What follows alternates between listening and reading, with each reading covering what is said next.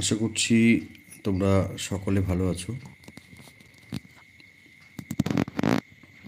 তোমরা অনেকেই SSC group C group D যে নতুন নোটিফিকেশন সেটার সম্পর্কে অবহিত। তোমরা জানো যে খুব দ্রুত ডাব্লিউবি এসএসসি, যেটা West Bengal school service commission, তারা সেকেন্ড আরএলএসটি বলি বা এসএলএসটি বলি, তার মাধ্যমে সারা পশ্চিমবঙ্গে বেশ কিছু শূন্য পদে ক্লার্ক এবং গ্রুপ ডি নিয়োগ করবে। তো এই তোমাদের সামনে যেটা তুলে ধরেছি, এই নোটিফিকেশানটা, এটা গেজেট নোটিফিকেশান। তোমরা হয়তো অনেকে এটা পেয়ে গিয়েছো, পেয়ে যাওয়ারই কথা। এটা 4 আগস্ট প্রকাশিত হয়েছে। এবং আমরা যদি দেখি, এর আগে যখন অ্যাসিস্ট্যান্ট টিচার 9, 10, 11, 12 তার যে গেজেট নোটিফিকেশান যেটা প্রকাশিত হয়েছিল, হওয়ার 2 সপ্তাহের মধ্যে স্কুল সার্ভিস কমিশন এসএসসি ওয়েবসাইটে বিজ্ঞপ্তি দিয়েছিল এবং তার পরবর্তীতে অনলাইনে আবেদন শুরু হয়েছিল এবং সেটা শেষ হয়েছে এবং খুব দ্রুত অ্যাসিস্ট্যান্ট টিচার নিয়োগের পরীক্ষাও হবে, সেটাও শিডিউলড হয়ে গিয়েছে। তো এরকম একটা সময়ে যদি আমরা দেখি, তাহলে 4 আগস্ট এই ক্লার্ক এবং গ্রুপ ডির গেজেট নোটিফিকেশনটা প্রকাশিত হয়েছে পশ্চিমবঙ্গ সরকারের তরফে। এখানে গেজেট নোটিফিকেশন বলতে সাধারণত আমরা যেটা বুঝি যে কিছু রুলস, বেসিক কিছু রুলস, কীভাবে একটা নিয়োগ পদ্ধতি হতে পারে সেটা নিয়ে যেমন বলা থাকে, তেমনই কারা নিয়োগ করবেন, কোন পদ্ধতিতে নিয়োগগুলো হবে, অথরিটি বলতে কাকে বোঝায়, কী বোঝানো হয়, হ্যাঁ। তারপরে এখানে অন্যান্য যে স্টাফ, যেমন হচ্ছে ব্যাচেলার ডিগ্রি বলতে কী বুঝবো আমরা, বোর্ড বলতে কী বুঝবো, গ্রুপ ডি বলতে স্টাফ বলতে কী বোঝানো হয়, ইন্টারভিউ লিস্ট, মেরিট লিস্ট, এগুলো সবগুলোর সংজ্ঞা দেওয়া আছে, হ্যাঁ, যেগুলো নর্মালি গেজেট নোটিফিকেশনে দেওয়া হয়ে থাকে। তো আমাদের এই বিষয়গুলো না দেখলেও চলবে। আমরা যদি একদম শেষের দিকে যাই, সেখানেই মেন বিষয়টা রয়েছে। সেটা হলো যে ক্লার্ক, গ্রুপ ডি এবং লাইব্রেরিয়ান, এই যে 3টে পদের নিয়োগ হবে, সেই 3টে পদের কোনটিতে কী ধরনের শিক্ষাগত যোগ্যতার দরকার রয়েছে। তো লাইব্রেরিয়ানটা আমি পরে আসছি, বা লাইব্রেরিয়ানটা নিয়ে আলোচনা না করলেও চলবে। আমরা যদি ক্লার্ক এবং গ্রুপ ডিটার দিকে তাকাই, তাহলে আমরা দেখতে পাবো এখানে ক্লার্কের সম্বন্ধে বলা আছে যে কারা ক্লার্ক পদে আবেদন করার ক্ষেত্রে যোগ্য। তো মিনিমাম মাধ্যমিক পাস হলেই ক্লার্ক পদে আবেদন করা যাবে। পাস্ট স্কুল ফাইনাল, মাধ্যমিক or its equivalent, or old HS in lieu of school final, মাধ্যমিক or its equivalent, on or before the last date of receiving online application। তো অনলাইন অ্যাপ্লিকেশন নেওয়া যখন শুরু হবে, তার যে লাস্ট ডেট থাকবে, সেই ডেটের মধ্যে যারা মাধ্যমিক পাস, কমপক্ষে মাধ্যমিক পাস, তারা ক্লার্ক পদে আবেদন করতে পারবে। বয়সের ক্ষেত্রে যেটা বলা হয়েছে, বয়স হতে হবে 18 বছর থেকে 40 বছরের মধ্যে। দেখো বয়সটা এখানে বয়স বলা হয়েছে, মিনিমাম 18 হতে হবে, ম্যাক্সিমাম 40 বছর হতে হবে। কোন হিসেবে? As on 1 January of the year of advertisement. তো 2025 সালের 1 জানুয়ারি হিসেবে বয়স কমপক্ষে 18 হতে হবে ক্লার্ক পদে আবেদন করার জন্য, আর সর্বোচ্চ হতে পারে সেটা 40 পর্যন্ত। এবার কিছু রিল্যাক্সেশন আছে, বয়সের ক্ষেত্রে ছাড় রয়েছে। যেমন যারা শিডিউল কাস্ট, তারা 5 বছরের ছাড় পাবে। যারা শিডিউল কাস্ট, তারা 5 বছরের ছাড় পাবে। অর্থাৎ শিডিউল কাস্ট হলে 18 বছর বয়স থেকে শুরু করে 45 বছর পর্যন্ত ক্যান্ডিডেটরা অ্যাপ্লাই করতে পারবে, এবং শিডিউল ট্রাইব হলেও 18 থেকে শুরু করে 45 বছর পর্যন্ত অ্যাপ্লাই করতে পারবে। যদি ওবিসি হয় তাহলে 3 বছরের ছাড় থাকছে আপার এজ লিমিটে, অর্থাৎ উপরের দিকে যে বয়স সীমা রয়েছে হিসেব করলে দেখা যায় যে 18 বছর থেকে 43 বছর পর্যন্ত বয়স পর্যন্ত ওবিসি এ বা ওবিসি বি ক্যাটাগরির ক্যান্ডিডেটরা অ্যাপ্লাই করতে পারবে। এছাড়া কি রয়েছে,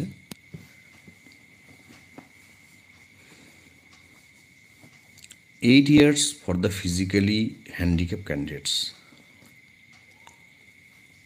and 8 years for the physically handicapped candidates। তো যদি কেউ শারীরিকভাবে প্রতিবন্ধী হয় এবং তার কাছে যদি প্রপার সার্টিফিকেট থাকে, প্রপার অথরিটি সার্টিফিকেট থাকে, তাহলে তাদের বয়স সীমা ম্যাক্সিমাম 48 পর্যন্ত হলেও তারা অ্যাপ্লাই করতে পারবে। তাদের বয়স 48 পর্যন্ত হলেও ফিজিক্যাল হ্যান্ডিক্যাপ অর্থাৎ শারীরিকভাবে যারা অক্ষম, সেটা হতে পারে চোখের, হতে পারে কানের, হতে পারে হাড়ের অর্থাৎ পা, হাত। তো এই যে ফিজিক্যাল হ্যান্ডিক্যাপড বলতে যে বিষয়টিকে খুব সহজ করে আমরা বুঝতে পারি, শারীরিক প্রতিবন্ধকতা কমপক্ষে 40% থাকতে হবে। 40% না থাকলে কিন্তু শারীরিক প্রতিবন্ধকতার জন্য চাকরি ক্ষেত্রে যে সুবিধাগুলো পাওয়া যায় সেগুলো পাওয়া যাবে না। তাই যারা পিএইচ ক্যাটাগরি রয়েছে তাদের যে সার্টিফিকেট রয়েছে সেখানে যেন অবশ্যই 40% থাকে। যদি কারো 10%, 20% বা 30% শারীরিক প্রতিবন্ধকতা থাকে তাহলে সে কিন্তু চাকরি ক্ষেত্রের এই যে সুযোগ সেটা পাবে না। কমপক্ষে 40% থাকতে হবে, তার থেকে যদি বেশি থাকে তাহলেও তারা এই সুযোগটা পাবে। তো এই গেল ক্লার্কের ক্ষেত্রে বয়সসীমা এবং শিক্ষাগত যোগ্যতা। তোমরা মনে করলে স্ক্রিনশট নিয়ে নিতে পারো। আর এই যে ভিডিওটা তোমরা দেখছো, লাইভ ভিডিওটা, তোমরা যদি কেউ আমার গ্রুপটা, যেটা হোয়াটসঅ্যাপ গ্রুপ রয়েছে একটা জেনারেল একটা হোয়াটসঅ্যাপ গ্রুপ, তোমরা যদি জয়েন হতে চাও তাহলে তোমরা এই যে এই ভিডিও যেটা চলছে সেই ভিডিওর যে ডেসক্রিপশান রয়েছে সেই ডেসক্রিপশানে একটা লিঙ্ক দেওয়া রয়েছে হোয়াটসঅ্যাপ গ্রুপের। তোমরা মনে করলে সেখানে ক্লিক করে আমার হোয়াটসঅ্যাপ গ্রুপে জয়েন হতে পারো। অনেকেই অনেক সময় বলছো যে গ্রুপে জয়েন হতে চাইছো, তো এখানে লিঙ্কটা দেওয়া রয়েছে, জেনারেল একটা গ্রুপ দেওয়া রয়েছে। যে লিঙ্কে তোমরা যাবে না কেন, যে গ্রুপটাই পাবে সেটাতেই জয়েন হয়ে যাও। আচ্ছা, তারপরে দেখো গ্রুপ ডির ক্ষেত্রে এখানে বেশ প্রশ্ন অনেকেরই থাকবে। আমি এটাকে একটু বেশি করে ক্লারিফাই করতে চাইবো আমার যেটুকু জ্ঞান রয়েছে সেই জ্ঞানের উপরে বেস করে। Passed class 8 from any school recognized or affiliated by board, council or equivalent on or before the last date of receiving online application। তো গ্রুপ ডি পোস্ট এর ক্ষেত্রে ক্লাস 8 পাস থাকলেই আবেদন করা যাবে। আচ্ছা, এখন প্রশ্ন অনেকেরই এটা হয় যে আমার তো 8 পাস সার্টিফিকেট নেই, আমি তো মাধ্যমিক পাস করেছি, উচ্চ মাধ্যমিক পাস করেছি, বিএ পাস করেছি, এমএ পাস করেছি, বিএড করেছি, আমার তো 8 পাস সার্টিফিকেট নেই, তাহলে কি আমি পরীক্ষায় বসতে পারবো না? না, তারাও পরীক্ষায় প্রত্যেকেই বসতে পারবে। যারা মাধ্যমিক, উচ্চ মাধ্যমিক, গ্রাজুয়েশন, পোস্ট গ্রাজুয়েশন, যত উচ্চতর শিক্ষাগত যোগ্যতায় থাক না কেন, তারা প্রত্যেকেই কিন্তু গ্রুপটি যে এই পোস্ট সেখানে অ্যাপ্লাই করতে পারবে। এবার সার্টিফিকেট, সেটার কি দরকার রয়েছে? আমি বলবো যে না, সার্টিফিকেটের 8 পাস সার্টিফিকেটের দরকার নেই। যারা মাধ্যমিক পাস আমরা করেছি তারা প্রত্যেকেই নিঃসন্দেহে ক্লাস 8 পাস করেছি বলেই আমরা মাধ্যমিক দিয়েছি এবং মাধ্যমিক পাস করেছি। ক্লাস 8 পাস না করলে আমরা মাধ্যমিক পাস করতাম না। তাই আলাদা করে ক্লাস 8 পাসের কোনো সার্টিফিকেট ম্যানেজ করার কোনো দরকার নেই, 1 নম্বর। 2 নম্বর হচ্ছে যে যারা মাধ্যমিক পাস করে থাকে তাদের স্কুল থেকে ক্লাস 8 পাস সার্টিফিকেট দেওয়ার নিয়মটাও নেই। যারা মাধ্যমিক পাস করে থাকে, যারা মাধ্যমিক পাস বা আরও উচ্চতর শিক্ষাগত যোগ্যতা রয়েছে, তাদের জেনারেলি স্কুল থেকে ক্লাস 8 পাস সার্টিফিকেট দেওয়া হয় না, এবং এই গ্রুপ ডির ক্ষেত্রে সেই সার্টিফিকেটের কোনো প্রয়োজন নেই। তাহলে মাধ্যমিক, উচ্চ মাধ্যমিক, গ্রাজুয়েশন, পোস্ট গ্রাজুয়েশন যে কোনো শিক্ষাগত যোগ্যতায় থাক না কেন, প্রত্যেকেই এটাতে অ্যাপ্লাই করতে পারবে। এবার আমরা শিক্ষাগত যোগ্যতা বয়স সংক্রান্ত যোগ্যতা দেখো একদম সেম রয়েছে যা ছিল ক্লার্কের ক্ষেত্রে। জেনারেল ক্যাটাগরি অর্থাৎ যারা এসসি বা এসটি বা ওবিসি নয়, জেনারেল ক্যাটাগরি তারা হচ্ছে 40 বছর পর্যন্ত, 18 থেকে 40 জানুয়ারি মাসের 1 তারিখ 2025 সাল অনুযায়ী, এবং এসসি এসটি হলে 45 বছর, ওবিসি হলে 43 বছর, এবং পিএইচ ক্যাটাগরি হলে ম্যাক্সিমাম 48 বছর বয়স 1 জানুয়ারি 2025 পর্যন্ত বয়স যদি হয় তাহলে তারা অ্যাপ্লাই করতে পারবে। তাহলে এখানে তোমরা মনে করলে স্ক্রিনশট নিয়ে নিতে পারো। আমি তোমাদের স্ক্রিনশটের সুবিধার জন্য স্ক্রিনটাকে শেয়ার করলাম, যাতে তোমাদের স্ক্রিনশট মনে করলে তোমরা নিতে পারো। এই হলো শিক্ষাগত যোগ্যতা ক্লার্ক এবং গ্রুপ ডির ক্ষেত্রে। আচ্ছা, লাইব্রেরিয়ানটাও তাহলে একটু বলে দিই, তোমরা স্কিপ করে যাবে যাতে লাইব্রেরিয়ানটার দরকার নেই। লাইব্রেরিয়ানটার ক্ষেত্রে, লাইব্রেরিয়ান নিয়োগের ক্ষেত্রে যেটা রয়েছে, bachelor degree in general stream in arts, science, commerce as regular external private candidate through distance mode correspondence course with degree of library science। তো লাইব্রেরি সায়েন্সে যদি ডিগ্রি না থাকে তাহলে লাইব্রেরিয়ান পদে অ্যাপ্লাই করা যাবে না। লাইব্রেরি সায়েন্সের ডিগ্রি থাকলে, অর্থাৎ যেটাকে আমরা সংক্ষেপে বিএলআইএস বলি, বিএলআইএস থাকলেই হচ্ছে, মিনিমাম বিএলআইএস থাকলে অ্যাপ্লাই করা যাবে। তো যারা লাইব্রেরি বিষয় নিয়ে পড়াশোনা করেনি তারা লাইব্রেরিয়ানের পরীক্ষায় বসতে পারবে না। এটা খুব সহজ এবং ক্লিয়ার একটা বিষয়। আচ্ছা, বিএলআইএসের পরে যদি কেউ এমএলআইএস করে থাকে তারাও নিঃসন্দেহে বসতে পারবে। আচ্ছা, আরেকটা এখানে বিষয় রয়েছে যে ডিগ্রি অবশ্যই কমপ্লিট হতে হবে, ডিগ্রি অবশ্যই কমপ্লিট হতে হবে অ্যাপ্লিকেশনের যে লাস্ট ডেট রয়েছে তার আগেই, অন অর বিফোর সেই দিন অথবা তার আগে। বয়সের যদি ব্যাপারটা দেখি লাইব্রেরিয়ানদের ক্ষেত্রে, বয়সের ব্যাপারটা 20 ইয়ার্স, মিনিমামটা 20 ইয়ার্স, ম্যাক্সিমাম হচ্ছে 40 ইয়ার্স। পাশাপাশি এসসি এসটিদের জন্য 5 ইয়ার্স, ওবিসিদের জন্য 3 ইয়ার্স এবং পিএইচ ক্যাটাগরির জন্য 8 ইয়ার্সের নর্মাল যেরকম থাকে বয়সের ক্ষেত্রে ছাড় সেটা রয়েছে। তাহলে এই গেল আমার অফিসিয়াল গেজেট নোটিফিকেশন, যেখানে একসাথে আমি তোমাদের সামনে লাইব্রেরিয়ান, ক্লার্ক এবং গ্রুপ ডি এর শিক্ষাগত যোগ্যতা এবং বয়স সীমা মিনিমাম ও ম্যাক্সিমাম সেটা তোমাদের সামনে তুলে ধরলাম। নেক্সট যে জায়গাটা আমরা যাব এটা ভীষণ ইম্পর্টেন্ট, পাশাপাশি এখানে কিছু বিষয় বলা রয়েছে, এটাও একটু দেখা উচিত আমাদের।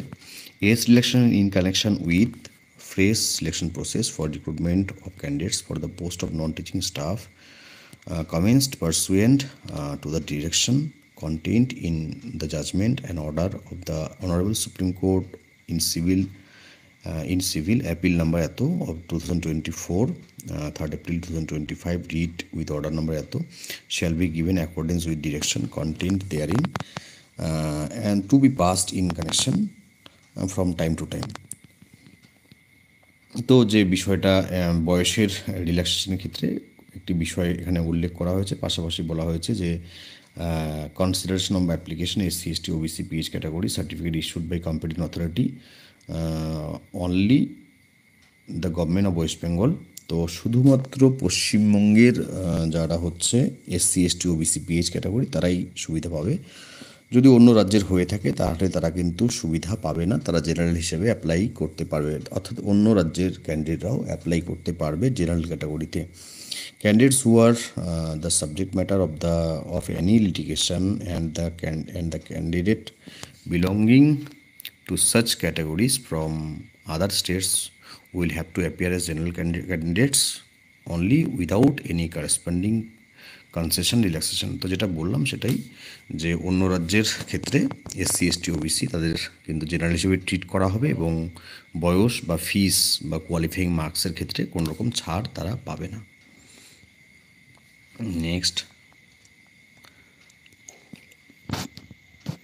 নেক্সট যে বিষয়টা রয়েছে এটা ইম্পর্টেন্ট, যে কিভাবে পরীক্ষাটা নেওয়া হবে সেখানে এবার আসি। এখানে বলা হয়েছে পরীক্ষা পদ্ধতি সম্বন্ধে। তো প্রথম যেটা রয়েছে এটা লাইব্রেরিয়ানদের জন্য।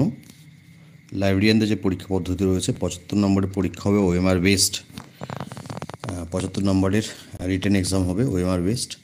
তো নিঃসন্দেহে কি থাকবে সেটা, যেহেতু ওএমআরে পরীক্ষা হবে তো 75টা এমসিকিউ থাকবে, অ্যাকাডেমিক কোয়ালিফিকেশান থাকবে, প্রফেশনাল কোয়ালিফিকেশানের সঙ্গে 10 নম্বরের, এবং সিমিলার এক্সপিরিয়েন্স প্রত্যেক বছরের জন্য 1 নম্বর করে, টোটাল 15 নম্বর থাকবে।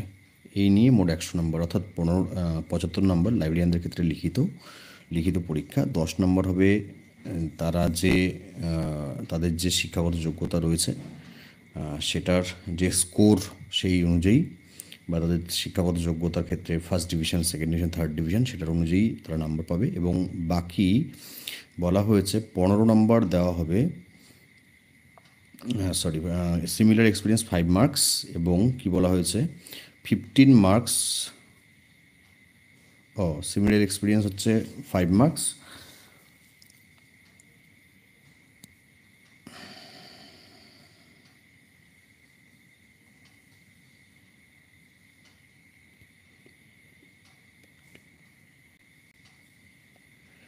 মার্কসই হবে এটা। আচ্ছা, নেক্সট হচ্ছে ওরাল ইন্টারভিউ হবে 10 marks. Appearance before interview board is compulsory. দেখো এখানে 75 হচ্ছে 75 হচ্ছে কিসের জন্য, 75 হচ্ছে লিখিত পরীক্ষা অর্থাৎ ওএমআর বেসড। 15 নম্বরের হচ্ছে এই বি পার্টের মধ্যে থাকছে অ্যাকাডেমিক কোয়ালিফিকেশন, প্রফেশনাল কোয়ালিফিকেশন এবং সিমিলার এক্সপিরিয়েন্স। এই টোটালটা মিলে 15 নম্বর, এবং শেষে ওরাল হচ্ছে 10 নম্বরের। টোটাল হচ্ছে 100 নম্বরের লাইব্রেরিয়ানদের ক্ষেত্রে। নেক্সট যেটা রয়েছে এটা বেশি ইম্পর্টেন্ট, ক্লার্ক এবং গ্রুপ ডিটা। ক্লার্ক গ্রুপ ডিতে বলা হয়েছে, দেখো স্ক্রিনশট নিতে পারো মনে করলে, এই জায়গাটা ভীষণ important. Selection to the post of clerk in a school shall be made on the basis of written examination, evaluation of academic qualification, experience, and interview with typing and computer proficiency to be determined by the commission in the following manner. তো এখানে 60 marks থাকবে OMR based, 60 marks OMR based. Academic qualification and similar experience 15 marks. এই 15 মার্কসের মধ্যে 10 marks হচ্ছে academic, এবং 5 marks হচ্ছে এক্সপিরিয়েন্সের জন্য, যাদের এক্সপিরিয়েন্স রয়েছে, সিমিলার এক্সপিরিয়েন্স বলা হয়েছে। আর ইন্টারভিউ এবং computer proficiency test, interview with computer typing and proficiency, সেখানে টোটাল 25 নম্বর। তার মধ্যে ইন্টারভিউতে থাকবে, ওরাল ইন্টারভিউ থাকবে 10 নম্বর, এবং কম্পিউটারের যে বিষয়টা সেখানে 15 নম্বর। আমি আরেকটু ভেঙে বলছি। প্রথমত হচ্ছে ক্লার্কের ক্ষেত্রে 100 নম্বরের পরীক্ষা হবে সব মিলিয়ে আর কি। তার মধ্যে রিটেন এক্সাম যেটা ওএমআরে হবে, যেটা টিক চিহ্ন দিতে হয়, সেখানে থাকবে 60 মার্কস, এবং যতটুকু আমি মনে করতে পারছি যে প্রিভিয়াস ইয়ারে ক্লার্কের ক্ষেত্রে নেগেটিভ মার্কিং ছিল না, গ্রুপ ডির ক্ষেত্রেও নেগেটিভ মার্কিং ছিল না। এবছর কি হবে সেটা আমাদের দেখতে হবে। তো এখানে খুব সুন্দর লেখা রয়েছে, দেখে নিচ্ছি পরের দিকে। তো 60 মার্কসের হচ্ছে ওএমআর বেসড কোশ্চেন হবে, 60টা কোশ্চেন থাকবে, 60 নাম্বার থাকবে। অ্যাকাডেমিক কোয়ালিফিকেশন এর উপরে থাকবে 10 নাম্বার, অর্থাৎ যারা ফার্স্ট ডিভিশন পেয়েছে, সেকেন্ড ডিভিশন পেয়েছে, থার্ড ডিভিশন পেয়েছে, সেই হিসেবে নাম্বারটা।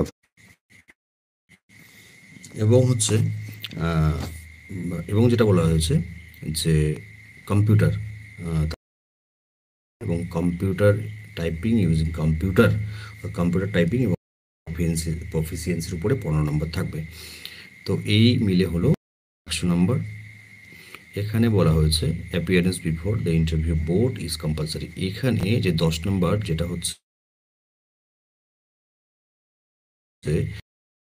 স্কোর সেটাও পার্ট পার্ট করে দেওয়া রয়েছে। সেটা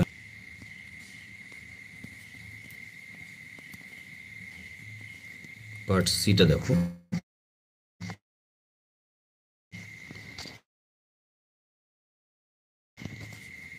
লোডশেডিং হয়েছিল। আচ্ছা, পার্ট সেট, সরি, গ্রুপ ডির যে পরীক্ষা, লিখিত পরীক্ষা ওএমআর বেস্ট, যেটা মাল্টিপল চয়েস, সেটা 40 নম্বর,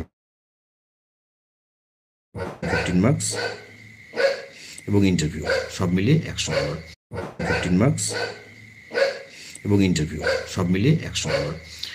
আচ্ছা, এবার যে বিষয়টা, যে লাইব্রেরিয়ানদের ক্ষেত্রে কারা কেমন নাম্বার পাবে।